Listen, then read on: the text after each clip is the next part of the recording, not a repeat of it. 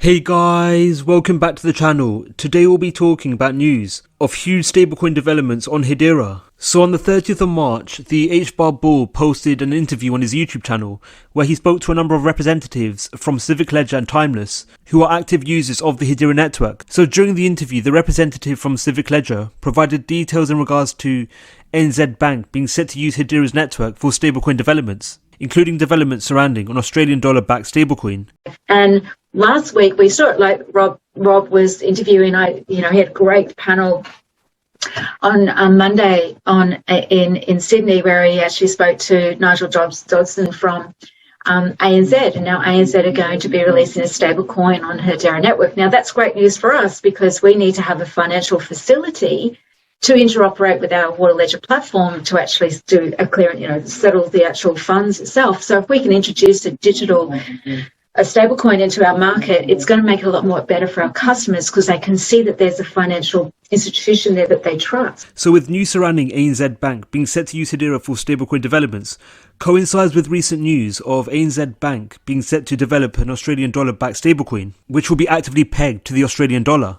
So news surrounding ANZ Bank developing a stablecoin will see the bank being able to take advantage of the innate qualities and benefits attached to stablecoin usage, including improvements in the seamlessness and cost effectiveness attached to stablecoin usage in cross-border payments, compared to legacy systems including SWIFT. So developments surrounding stablecoins could also rival CBDC developments. So the main reason as to why nations are conducting research and experimentation surrounding CBDCs are due to the benefits CBDCs will bring, especially surrounding cross-border payments. However, if stablecoins are able to conduct cross-border payments more seamlessly and cost-effectively, there won't be much of a need for CBDCs, especially surrounding cross-border payments. So as more funds pass through a stablecoin between nations around the world, this could be huge for the underlying network. So if Hedera is the underlying network that powers such stablecoin developments, the active transferring of stablecoins in this sense will lead to similar increases to the demand for HBAR to actively validate such transactions. And such increases to the demand for HBAR may see similar increases to the price of HBAR, especially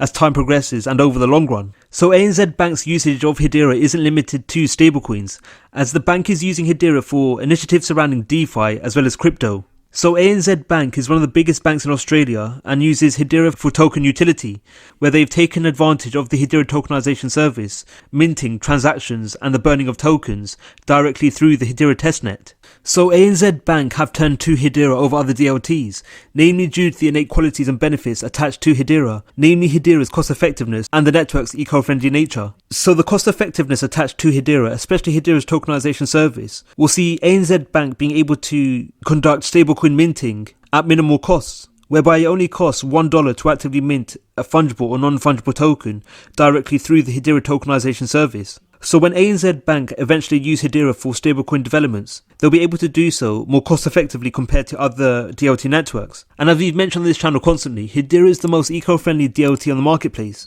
So this means that the potential for significant volumes of value being sent through stablecoin usage will require minimal amounts of energy. So these factors will be beneficial not only for the wider Australian economy, but also protecting the environment from excessive energy use.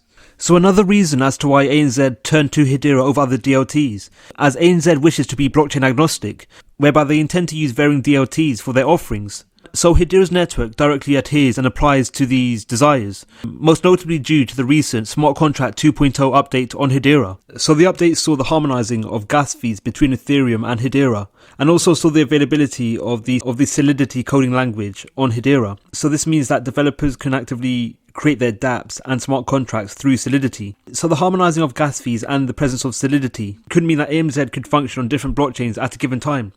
As in the case of Ethereum, Solidity is the underlying coding language for the given blockchain. So this will mean that ANZ Bank could actively transition their dApps or other smart contract offerings from Hedera to Ethereum and vice versa, which in turn will lead to ANZ Bank being blockchain agnostic. So ANZ Bank's direct usage of the Hedera network for initiatives surrounding DeFi and stablecoins could be beneficial for the overarching Hedera network, as increases in the utility of Hedera will see significant increases to the level of transactions actively occurring on the network. And this in turn will lead to increases in the demand for HBAR, as HBAR will be the underlying crypto which actively verifies such transactions, and as a result the demand for HBAR will increase. And this should lead to increases to the price of HBAR, especially over the long run. So stablecoin initiatives on Hedera isn't limited to ANZ Bank. as the globally recognised banks and Hedera Governing Council members, Shinhan Bank and Standard Bank, are set to directly utilise Hedera's network for cross-border payments and remittances between South Africa and South Korea. So the joint Shinhan Bank Standard Bank cross-border payment infrastructure sees the banks actively using Hedera's network to enable the active and seamless ability for remittances to pass between South Africa and South Korea. So these banks have actively turned to Hedera for use cases surrounding cross-border payments and remittances, namely due to the innate qualities and benefits attached to Hedera, especially Hedera's cost-effectiveness, high throughput, scalability, and eco-friendly nature. Hedera could actively validate over 10,000 transactions per second, and the active verification and validation of such transactions only amount to $0.01 per transaction.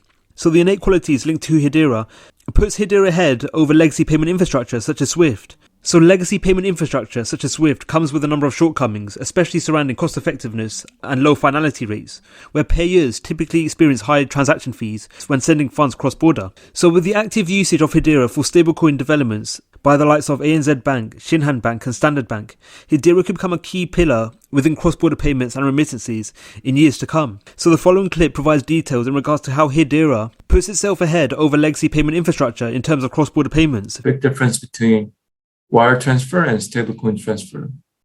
First of all, stablecoin transfer is a lot cheaper. All you need is less than 10 cents for network fee.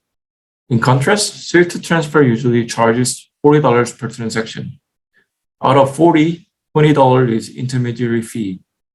That's 50% of the fee. However, please understand that this is a proof of concept, so it is possible that other necessary fees could be added to an actual product. Still, it won't be even close to $40. It takes less than a minute to complete the transaction. It offers tracking feature through the admin page. And of course, it is 24/7. It does not require US dollar conversion in between. What are your thoughts on Hedera? Is Hedera the future of cross-border payments and remittances? Let us know your views in the comments below. Thank you for watching Crypto Clan. Don't forget to like, subscribe and click on the notification bell. Let us know your views in the comments below. Thank you for watching and we'll see you in the next video.